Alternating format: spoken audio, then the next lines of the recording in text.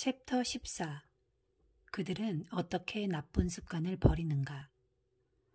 1830년 여름, 빅토르 위거는 도저히 마감일을 지키지 못할 것 같아 불안해하고 있었다. 이 프랑스 작가는 12개월 전 새 책을 쓰기로 출판업자와 약속을 했다. 하지만 글은 안 쓰고 내내 다른 프로젝트에 손대고 손님들과 놀면서 시간을 보냈다.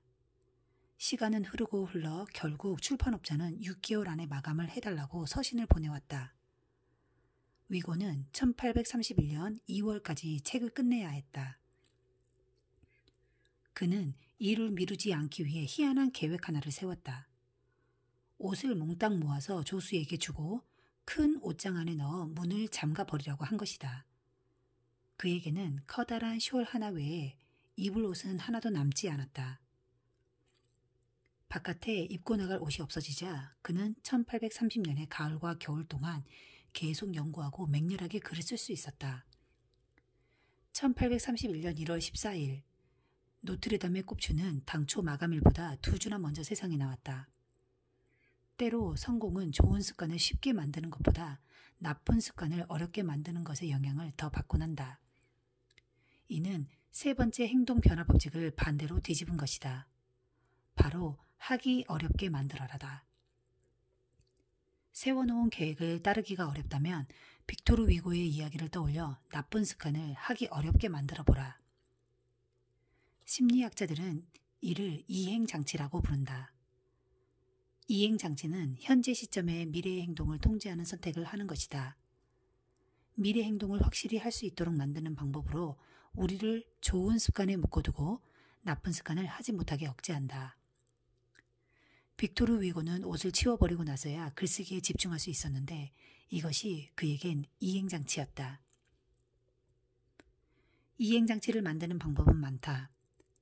대량 포장 대신 개별 포장된 음식을 구매함으로써 과식을 막을 수 있다. 카지노나 온라인 포커 사이트 접근 금지 리스트를 추가해서 도박으로 인생을 망치는 걸 방지할 수 있다. 대회를 위해 체중을 조절해야 했던 운동선수들이 체중 측정 전 일주일 동안 지갑을 집에 두고 다님으로써 패스트푸드를 사 먹고 싶은 유혹을 뿌리쳤다는 이야기도 있다.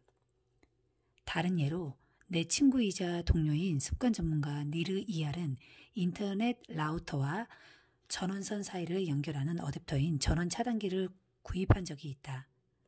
매일 밤 10시가 되면 이 전원 차단기는 집안의 모든 전원을 차단했다. 인터넷이 끊기면 자야 한다는 것을 알려주는 이행장치다. 이행장치는 유용하다. 우리가 유혹의 희생자로 전락하는 것을 막아주기 때문이다. 예를 들어 섭취하는 칼로리를 줄이고자 한다면 식당에서 음식이 나오기 전에 웨이터에게 음식의 반은 포장해달라고 미리 요청한다. 음식이 나오기까지 가만히 있다가 밥만 먹는 거야 라고 혼잣말한다면 절대 지켜질 리가 없다. 핵심은 그 일을 시작하는 것이 아니다. 좋은 습관을 유지하는 것보다 그 일을 하지 않는 게 더 어렵도록 장치를 마련하는 것이다. 몸매를 가꾸겠다는 동기가 일어났다면 요가 수업 일정을 잡고 미리 수업료를 지불하라. 어떤 사업을 시작하고 싶고 그 일에 크게 흥분되어 있다면 존경하는 사업가에게 이메일을 보내 상담 시간을 잡아라. 이행하기 어려울 때 그럴 수 있는 유일한 방법이 약속을 취소하는 것, 즉 노력과 비용이 요구되는 일이 되도록 하라. 이행장치는 현재 시점에서 나쁜 습관을 행하기 어렵게 만들어 미래에 올바른 일을 할 가능성을 높이는 것이다. 어쩌면 우리는 이 일을 더 잘할지도 모른다. 좋은 습관을 반드시 하게 만들고 나쁜 습관을 아예 하지 못하도록 할 수 있다. 똑똑한 사람들의 습관 관리법. 존 헨리 패터슨은 1844년 오하이오주 데이턴에서 태어났다. 유년 시절에 그는 가족이 운영하는 농장에서 잡일을 했고 아버지의 제재소에서 교대 근무를 했다. 다트머스에 있는 대학을 다닌 후에는 오하이오주로 돌아와 광업 도구들을 파는 작은 가게를 열었다. 가게는 경쟁이 적었고 꾸준히 고객들이 늘면서 재미를 봤다. 하지만 돈을 버는 일은 여전히 힘들었다. 그러다 어느 날 패터슨은 직원들이 가게에서 돈을 훔친다는 걸 알게 되었다. 1800년대 중반에는 직원 절도가 공공연하게 발생했던 시기다. 서랍에 영수증을 보관했던 때라 영수증을 위의 변조하거나 버리기가 쉬웠기 때문이다. 가게 안에는 비디오 카메라도 없고 거래 내역을 추적할 소프트웨어도 없던 때였다. 하루 종일 직원들 곁을 맴돌거나 직접 모든 거래를 관리하지 않는 한 절도를 방지하기는 어려웠다. 그러다 우연히 패터슨은 리티의 정직한 계산기라는 새로운 발명품에 대한 광고를 보게 되었다. 데이턴에 사는 주민 제임스 리티가 고안한 것으로 최초의 금전 등록기였다. 이 기계는 각각의 거래가 이뤄진 후에 내부에 영수증과 현금을 넣고 자동으로 잠기게 되어 있었다. 패터슨은 대당 $50씩 주고 2대를 구입했다. 결과적으로 그의 가게에서 직원이 돈을 훔쳐가는 일은 하룻밤 사이에 사라졌다. 이후 6개월 동안 패터슨의 사업은 적자에서 $5,000의 수익을 벌어들이는 기염을 토했다. 오늘날로 환산하면 $100,000 이상의 가치다. 패터슨은 이 기계에 무척 감명받고 사업을 바꾸었다. 리티의 발명품에 대한 특허를 사서 국제금전등록기 회사를 여는 것이다. 10년 후 회사는 1000명 이상의 직원을 고용하고 당대의 가장 성공한 기업으로 발전했다. 나쁜 습관을 벗어나는 최고의 방법은 그 일을 하기 어렵게 만드는 것이다. 그 행동에 관한 선택지가 없어질 때까지 마찰을 늘려라. 금전 등록기의 뛰어난 부분은 절도를 현실적으로 불가능하게 만들어 자동으로 윤리적 행동을 하게끔 만든 것이다. 직원들을 변화시키려고 애쓰기보다는 선호하는 행동이 자동으로 일어나게 만든 것이다. 금전 등록기를 설치하는 것과 같은 어떤 행동들은 계속 성과를 낸다. 이런 선택들은 사전에 아주 약간의 노력을 요하지만 시간이 지남에 따라 가치가 증가한다. 한 가지 선택으로 계속 그에 따른 보상이 일어난다는 이 아이디어에 나는 매료되었다. 그래서 독자들에게 그들이 좋아하는 일회성 행동들 중 장기적인 습관들이 된 것들에 대해 조사했다. 보통 사람이라면 이 목록에 있는 일회성 행동들 중 절반 정도를 단순해 보이는 것만으로 대부분은 그때부터 1년 동안 삶이 더 나아졌음을 알게 될 것이다. 자신의 습관에 대해 별다른 생각 없이 했다고 해도 말이다. 이런 일회성 행동들이 세 번째 행동 변화 법칙을 손쉽게 이용하는 방법이다. 이것들은 쉽게 잘 자고 건강하게 먹고 생산적이고 돈을 절약하고 일반적으로 더 나은 삶을 살게 해준다. 물론 좋은 습관을 자동화하고 나쁜 습관을 버리는 방법들은 많다. 기계 문명을 이용할 수도 있다. 기계는 힘들고 화나고 복잡했던 행동들을 쉽고 힘들지 않고 간단하게 만들어줄 수 있다. 올바른 행동을 확실하게 할 수 있는 가장 믿을만하고 효율적인 방식이다. 이것은 이따금 하는 일이라 몸에 배기 힘든 행동들을 자동화하는 데 특히 유용하다. 예를 들어 투자 포트폴리오를 조정하는 것처럼 한 달 혹은 1년에 한 번 해야만 하는 일들은 습관이 될 만큼 자주 반복해서 하는 일은 아니다. 이런 경우 그 일을 자동화할 수 있는 기계를 이용하는 것이 특히 도움이 될 수 있다. 의료, 처방전을 기계에서 발급받는다. 회계, 직원들 퇴직금을 자동 출금 방식 퇴직 계좌로 적립한다. 요리, 음식 배달 서비스로 식료품 쇼핑을 대신한다. 생산성, 웹 차단 서비스를 이용해 SNS 검색하는 걸 막는다. 가능한 한 삶의 많은 부분을 자동화하면 아직 기계가 할 수 없는 일들을 하는데 노력을 쏟아부을 수 있다. 일부 습관들은 기계의 몫으로 넘겨버리면 다음 단계로 성장하는 데 쏟을 시간과 에너지가 남는다. 수학자이자 철학자인 엘프리드 노스 화이트헤드는 이렇게 썼다. 문명은 우리가 생각하지 않고 수행한 수많은 활동들이 확장됨으로써 진보한다. 물론 기술의 힘은 우리에게 불리하게 작용할 수도 있다. TV 프로그램을 몰아서 보는 습관은 시청을 중단하는 것보다 그냥 계속 보는 게 편하기 때문에 쉽게 생긴다. 넷플릭스나 유튜브는 우리를 위해 자동으로 다음 회로 넘어가는 버튼을 눌러준다. 우리는 그저 눈만 뜨고 있으면 된다. 기술이 제공하는 편리함 때문에 우리는 최소의 기분과 욕구로도 행동에 나선다. 아주 조금만 배가 고파도 음식을 문 앞까지 배달시키고 아주 조금만 지루해도 SNS의 광막한 숲속에서 길을 잃는다. 하고 싶은 행동에 필요한 노력이 사실상 거의 없어지면 순간순간 충동이 일어날 때마다 그 일로 흘러들어가는 것이다. 자동화의 단점은 어려움을 겪는 시간은 없지만 궁극적으로 보상은 더 큰 쉬운 일에서 쉬운 일로 넘어다니게 한다. 나 역시 잠깐 쉴 때마다 SNS를 하게 되는 자신을 발견하곤 한다. 0.1초만 지루해져도 휴대전화에 손을 뻗는다. 대개 쉬는 시간을 집중력이 흐려지는 시간으로 인지하기 쉬운데 시간이 지나면서 이런 것들이 모여 심각한 문제가 된다. 딱 1분만 더라는 줄다리기가 지속되면 결국 일은 끊임없이 중단된다. 나만 그런 것이 아니다. 평균적인 사람들은 1일 2시간 이상을 SNS를 하는데 쓴다. 1년에 600시간을 더 쓸 수 있다면 뭘 할 수 있을까? 이 책을 쓰는 1년 내내 나는 새로운 시간관리 전략을 실험했다.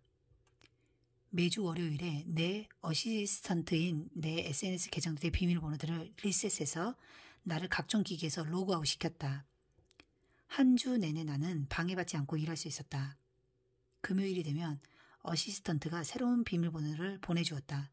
그러면 나는 주말부터 그녀가 비밀번호를 재설정하는 월요일 오전까지 SNS에 올라온 것들을 신나게 즐겼다. 어시스턴트가 없다면 친구나 가족과 협력해 매주 서로의 SNS 비밀번호를 리셋해보라. 가장 놀라운 일 하나는 내가 여기에 너무나 빨리 적응한 것이었다. SNS에 접근하지 못하게 된 첫 주에 나는 지금껏 그랬듯이 그토록 자주 SNS를 확인할 필요가 없었음을 깨달았다. 매일 SNS를 할 필요도 없었다. 이 습관을 막는 것조차 너무나 쉽고 간단했다. 일단 나쁜 습관을 못하게 되자 더 의미 있는 일들을 해야겠다는 동기가 생겨났다. 내 환경에서 정신적 사탕을 제거하자 건강한 것들을 섭취하기가 훨씬 쉬워졌다. 구미에 맞는 일을 하고 있을 때 자동화는 좋은 습관을 필수적인 것으로 나쁜 습관을 불가능한 것으로 만들어줄 수 있다.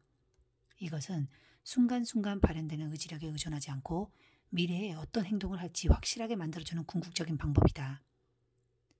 이행장치, 전략적인 일회성 결정들, 기계 문명을 활용함으로써 우리는 희망이 아니라 확실히 일어나는 좋은 결과를 만들 수 있다.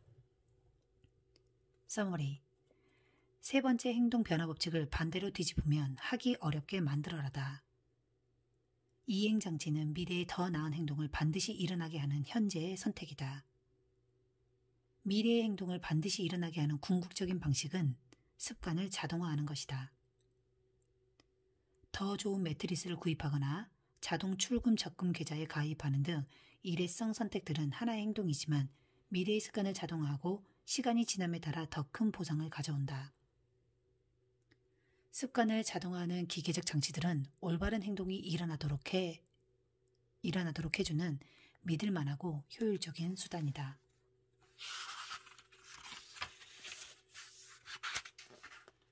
좋은 습관을 만드는 법. 첫 번째 법칙. 분명하게 만들어라. 1. 습관 점수표를 활용하라. 현재 습관을 써보고 그것들을 인식하라. 2. 실행 의도를 이용하라. 나는 언제 어디서 어떤 행동을 할 것이다. 3. 습관 쌓기를 이용하라. 현재의 습관을 하고 나서 새로운 습관을 할 것이다. 4. 환경을 디자인하라. 좋은 습관의 신호를 분명하게 눈에 보이게 만들어라. 두 번째 법칙. 매력적으로 만들어라. 1. 유혹 묶기를 이용하라. 하고 싶은 행동을 해야 하는 행동과 짝지어라. 2. 당신이 원하는 행동이 일반적인 집단에 들어가라. 3. 동기부여 의식을 만들어라. 어려운 습관을 행동으로 옮기기 직전에 좋아하는 뭔가를 하라. 세 번째 법칙. 하기 쉽게 만들어라. 1. 마찰을 줄여라. 당신과 좋은 습관 사이의 단계들을 줄여라. 2. 환경을 갖춰라. 좋은 습관이 더 일어나기 쉽게 환경을 준비하라. 3. 결정적 순간을 완전히 체득하라. 거대한 영향을 가져올 작은 선택들을 강화하라. 4. 2분 규칙을 이용하라. 2분 또는 그 이하로 실행할 수 있을 때까지 습관을 축소하라. 5. 습관을 자동화하라. 미래 행동을 이끌어내는 기술과 장치에 투자하라. 네 번째 법칙. 만족스럽게 만들어라. 나쁜 습관을 버리는 법. 첫 번째 법칙. 보이지 않게 만들어라. 1. 신호에 노출되는 횟수를 줄여라. 주변 환경에서 나쁜 습관을 유발하는 신호를 제거하라. 두 번째 법칙. 매력적이지 않게 만들어라. 1. 마인드셋을 재구축하라. 나쁜 습관을 피했을 때 얻을 이익에 초점을 맞춰라. 세 번째 법칙. 하기 어렵게 만들어라. 1. 마찰을 증가시켜라. 당신과 나쁜 습관 사이의 단계들을 늘려라. 2. 이행장치를 이용하라. 당신에게 이득이 될 습관으로 미래 선택들을 제한하라. 네 번째 법칙. 불만족스럽게 만들어라. 파트 5. 네 번째 법칙. 만족스러워야 달라진다. 챕터 15. 재미와 보상 두 마리 토끼를 잡는 법. 1990년대 후반 공중보건 일을 하는 스티븐 루비는 고향 네브래스카주 오마하를 떠나 파키스탄의 카라치로 가는 편도 비행기 티켓을 끊었다. 카라치는 세계에서 가장 인구가 많은 도시 중 한 곳인데 1998년까지 900만 명 이상의 사람들이 이곳에서 살고 있었다. 파키스탄의 경제 중심부이자 교통 요충지인 카라치는 공항과 항구 몇 곳이 가장 활기차다. 시내 상업지구에는 표준화된 도시생활 편의시설이 집중되어 있고 거리는 무척이나 북적거린다. 하지만 그런 한편으로 이곳은 세계에서 가장 살기 힘든 도시이기도 하다. 카라치 거주민 60% 이상이 무허가 주택가나 슬럼 지역에서 살고 있다. 판자와 콘크리트 블록, 각종 폐기물들로 대충 지어놓은 임시 거주지에는 주민들이 빡빡하게 들어차 있다. 쓰레기 처리 시설도 전기 시설도 없고 깨끗한 물도 공급되지 않는다. 비가 오지 않을 때면 거리는 먼지와 쓰레기로 지저분하고 비가 오면 오물진창이 된다. 물이 고인 수영장은 모기들이 떼를 지어 번식하고 아이들은 쓰레기 속에서 논다. 이런 비위생적인 환경은 질병을 퍼뜨린다. 오염된 수원은 설사, 구토, 배앓이 등의 요인이 된다. 이곳에 사는 아동 3분의 1가량이 영양실조에 걸려 있다. 또한 좁은 공간에 많은 사람이 살다 보니 바이러스, 박테리아, 감염도 빠르게 퍼진다. 스티븐 루비가 파키스탄으로 가지 않을 수 없었던 이유다. 루비와 그의 팀은 이곳의 열악한 위생시설을 보고 손 씻는 간단한 습관으로 주민들의 건강을 지킬 수 있다고 생각했다. 손 씻기의 중요성에 대해서는 이미 많은 사람이 알고 있었지만 그럼에도 여전히 되는 대로 손을 씻고 있었다. 어떤 사람들은 물에 손을 몇 번 문지르고 말았다. 어떤 사람들은 한 손만 씻었다. 식사를 준비하기 전에 손 씻는 것을 잊는 사람도 많았다. 모두들 손 씻기가 중요하다고 말했지만 극히 적은 수의 사람들만이 손 씻는 습관을 들였다. 문제는 아는 것이 아니었다. 일관성이었다. 루비와 그의 팀은 프록터 앤드 갬블과 협업해 세이프가드 비누를 지역민들에게 공급하기로 했다. 보통 쓰는 막대 형태의 비누보다 세이프가드 비누는 더 만족스러운 경험을 제공한다. 루비가 말했다. 파키스탄에서 세이프가드는 고급 비누입니다. 한 번 써본 사람들은 모두 매우 좋았다고 말하죠. 그녀의 말처럼 세이프가드는 다른 비누와 달리 쉽게 거품이 났고 냄새도 좋았다. 손 씻기는 즉시 즐거운 경험이 되었다. 전 손 씻기 캠페인이 행동 변화만이 아니라 습관이 되는 걸 목표로 삼았죠. 이런 일은 긍정적인 감각 신호를 강하게 주는 물건을 사용했을 때 훨씬 쉬워집니다. 예를 들어 민트맛 치약은 치실을 쓰는 것처럼 즐겁지 않은 경험보다 더 잘 받아들여집니다. P&G의 마케팅팀도 세이프가드 비누의 감각적 장점이 긍정적인 손 씻기 경험을 만들어낸다고 말했습니다. 수개월 만에 그곳에 거주하는 아이들의 건강은 급격히 좋아졌다. 설사병 비율은 52%까지 떨어졌고 폐렴은 48%까지 떨어졌다. 피부에 박테리아가 감염되어 생기는 농가지는 35%까지 떨어졌다. 장기적인 영향은 훨씬 컸는데 루비는 이렇게 말했다. 6년 후 우리는 카라치로 돌아가 몇 집을 방문했습니다. 6년 전 무료로 비누를 제공하고 손 씻기를 권했던 집의 95%는 비누와 물이 있는 손 씻을 장소를 갖추고 있었습니다. 5년이 넘는 동안 따로 비누를 주지 않았음에도 그들은 손을 씻는 것에 무척 익숙해져서 그 습관을 유지하고 있었습니다. 이는 네 번째 행동 변화 법칙을 보여주는 강력한 사례다. 만족스럽게 만들어라. 우리는 경험이 만족스러울 때 그 행동을 더 반복해서 하곤 한다. 이는 전체적으로 논리에 맞다. 비누로 손을 씻을 때 좋은 냄새가 나고 거품이 잘 나는 것 같은 아주 사소한 일일지라도 즐거운 감정은 강한 신호가 되어 뇌에 이런 말을 속닥인다. 느낌 좋군. 다음에 또 해야겠어. 즐거운 감정은 어떤 행동이 나중에 다시 할 만한 가치가 있는지 뇌에게 가르쳐준다. 추잉검 이야기를 해보자. 추잉검은 1800년대에 상업적으로 팔리기 시작했는데 1891년 리글리에서 출시할 때까지만 해도 사람들에게 생소한 것이었다. 초기 상품들은 상대적으로 특징 없는 합성 수지로 만들었는데 질겅질겅 씹히는 느낌은 있어도 맛은 첨가되어 있지 않았다. 여기에 리글리는 스피어민트와 주시 프루트 같은 향을 첨가함으로써 추잉검 업계에 혁명을 일으켰다. 맛도 있고 씹는 재미도 생겨난 것이다. 나아가 리글리는 추잉검을 입안을 깨끗하게 만드는 상품으로 홍보하기 시작했다. 우리에게 익숙한 입안을 상쾌하게 라는 껌 광고가 등장한 것이다. 마시는 향과 입안이 상쾌해지는 느낌은 추잉검을 씹는 만족감을 강화했다. 이후 판매는 급증했고 리글리는 세계 최대의 추잉검 회사가 되었다. 치약 역시 유사한 궤도를 밟았다. 치약 제조업체들은 스페어민트, 페퍼민트, 시나몬 같은 향을 제품에 추가함으로써 엄청난 성공을 누렸다. 이런 향들은 치약의 효용성을 증대시키지는 않는다. 단지 입안이 깨끗해지는 느낌을 만들어내고 칫솔질을 할 때 더욱 즐거운 경험을 만들어줄 뿐이다. 내 아내는 센소다인 치약을 사용하다 말았는데 뒷맛이 나쁘다는 게 이유였다. 결국 그녀는 민트향이 더 강한 다른 브랜드 제품으로 바꿨다. 반대로 어떤 경험이 만족스럽지 않다면 그것을 다시 할 이유는 거의 없어진다.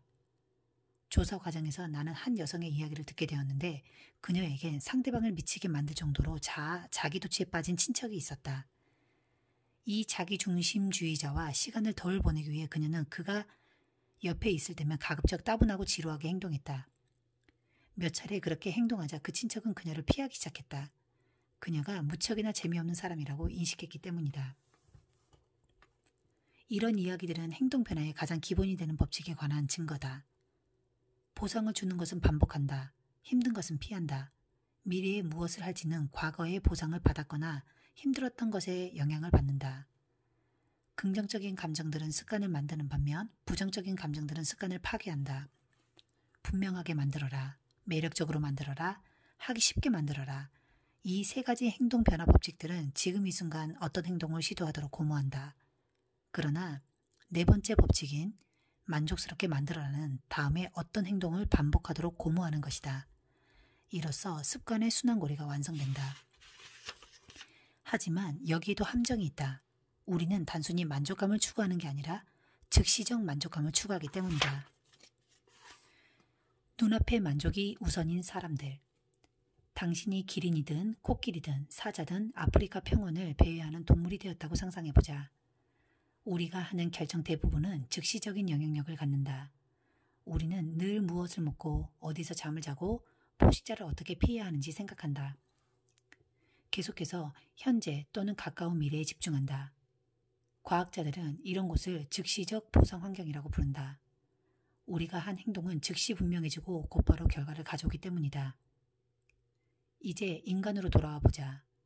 현대 사회에서 우리가 오늘 한 많은 선택들은 우리에게 즉시적인 이득을 주지는 않는다. 직장에서 일을 잘해냈다 해도 급여는 몇 주 후에 받는다. 오늘 운동을 했다면 어쩌면 다음 해에 과체중 상태에서 벗어날 것이다. 지금 당장 돈을 아꼈다 해도 지금부터 수십 년 후 은퇴했을 때 돈이 모일 것이다. 과학자들은 이런 곳을 지연된 보상 환경이라고 부른다. 행동에 따른 보상이 전달되기까지 수년 동안 그 일을 해야 할 수도 있기 때문이다. 인간의 뇌는 지연된 보상 환경 속에서의 삶을 위해 진화하지 않았다. 최초의 현대적 인간은 대략 20만 년 전 살던 호모 사피엔스 사피엔스다. 이들은 뇌의 용적이 오늘날 우리와 상대적으로 유사한 첫 번째 인간종이다. 특히 뇌에서 가장 나중에 생성된 부위인 언어 같은 고도의 기능을 담당하는 심피질이 오늘날과 비슷한 크기가 된 것은 20만 년 전이다. 우리는 구석기 시대의 선조들과 같은 하드웨어를 탑재하고 돌아다니고 있는 것이다. 반면에 우리가 살고 있는 사회가 지연된 보상 환경으로 변화된 것은 비교적 최근으로 500년 정도밖에 되지 않았다. 뇌에게 현대사회는 완전히 신상품이라 할 수 있다. 최근 100년 동안 우리는 자동차, 비행기, 텔레비전, 컴퓨터, 인터넷, 스마트폰, 그리고 비욘세가 등장하는 것을 봤다. 세계는 최근 몇 년간 엄청나게 변화했다. 하지만 인간 본성은 아주 약간 변했을 뿐이다. 아프리카 사바나에 사는 동물들과 유사하게 우리의 조상들도 매일 심각한 위협에 대응하고 다음 먹잇감을 확보하고 태풍을 피할 피난처를 지으면서 보낸다. 이로써 즉시적 만족감을 주는 것에 높은 가치를 부여하는 감각이 발달했지만 반대로 먼 미래를 고려하는 일을 적었다. 즉시적 보상 환경 속에서 수천 세대가 이어지면서 뇌는 장기적 보상보다는 빠른 보상을 선호하는 방향으로 진화했다. 행동 경제학자들은 이런 경향을 시간 비일관성이라고 부른다. 과장된 가치 폄하라고 불리기도 한다. 이 말인즉 뇌가 보상을 평가하는 방식은 시간대에 따라 일관적이지 않다는 말이다. 우리는 미래보다 현재에 더 가치를 둔다. 이는 적절한 가치 판단이다. 미래에 있을지도 모를 보상보다는 당장의 확실한 보상이 가치가 있다. 하지만 이렇게 즉시적 만족만을 추구하는 태도는 문제가 된다. 왜 어떤 사람들은 폐암에 걸릴 수도 있다는 것을 알면서 담배를 피우는가?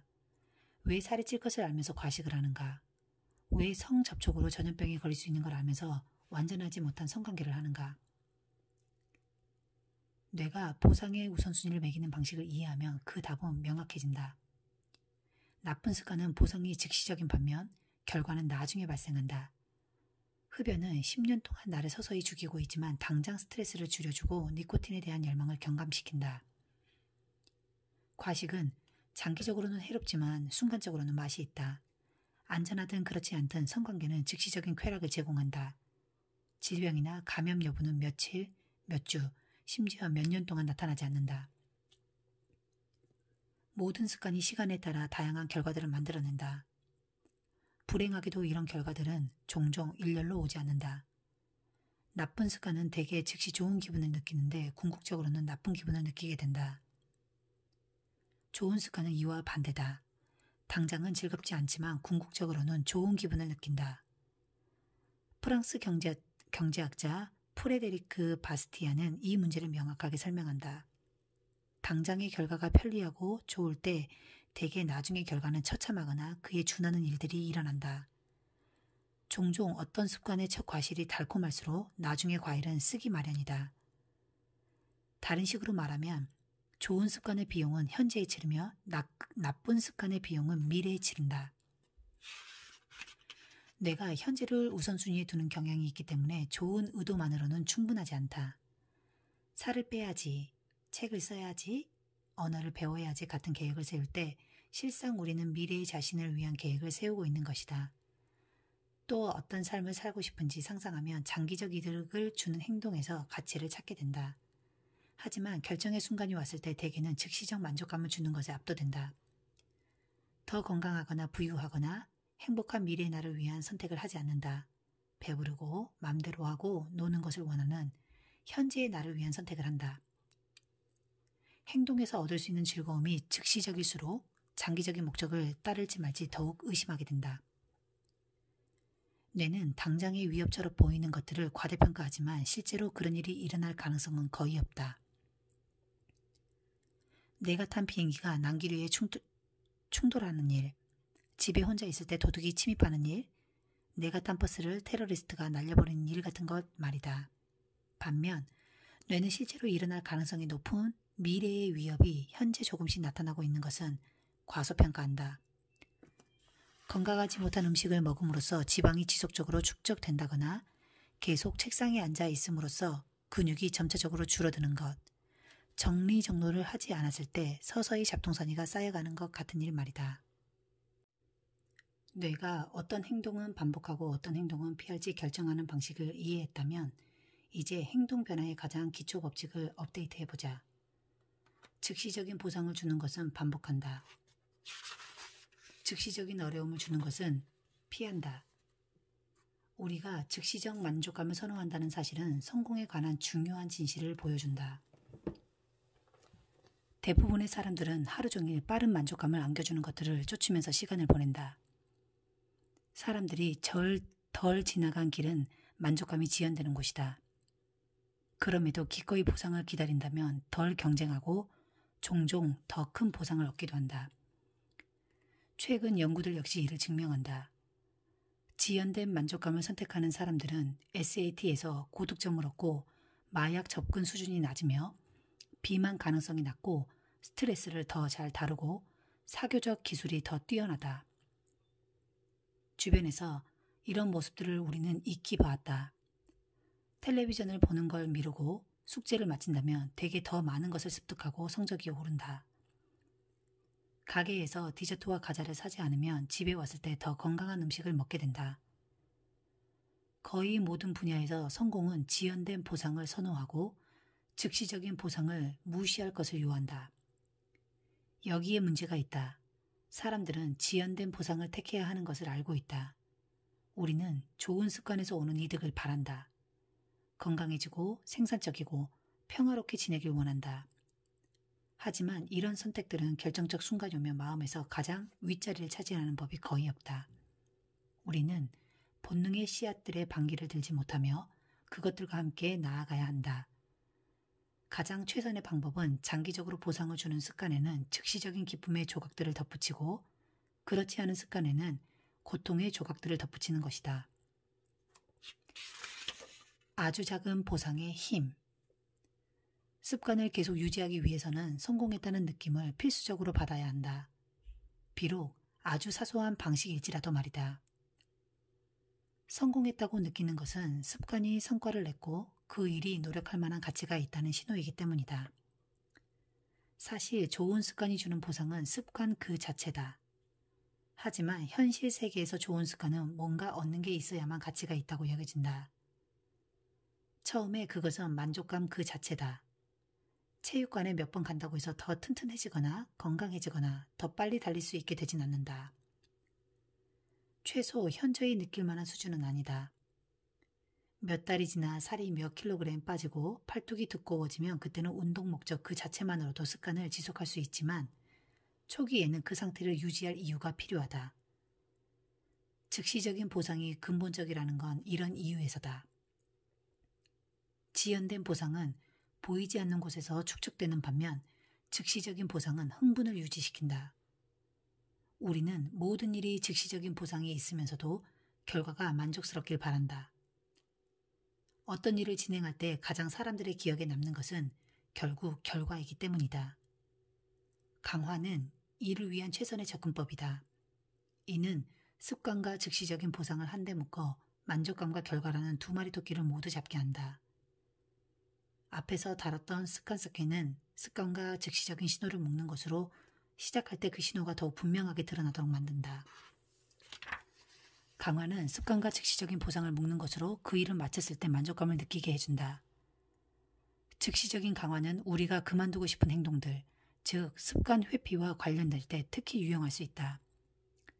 이번 달 술 마시지 않기, 충동 구매하지 않기 같은 습관을 유지하기가 힘든 이유는 술 한 잔을 마시면서 즐거운 시간을 보내는 걸 건너뛰거나 신발 한 켤레를 사지 않아도 아무 일도 일어나지 않기 때문이다.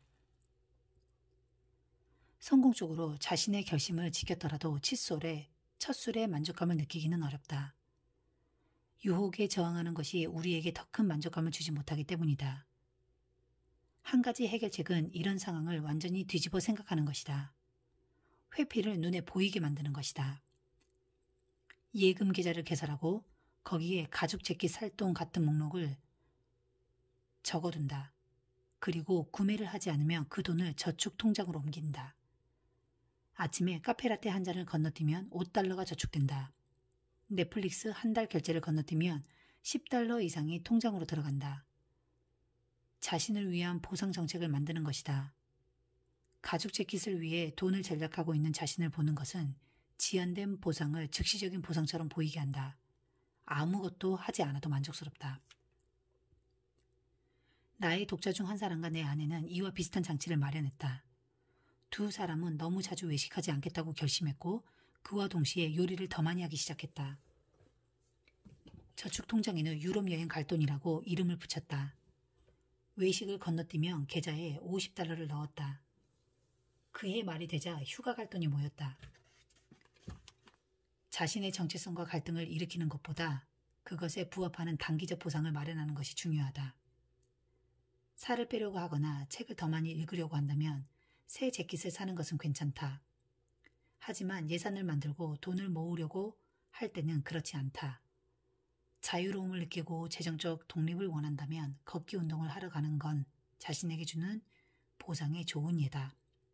만일 운동에 대한 보상으로 아이스크림 한 통을 먹는다면 정체성과 충돌할 것이다.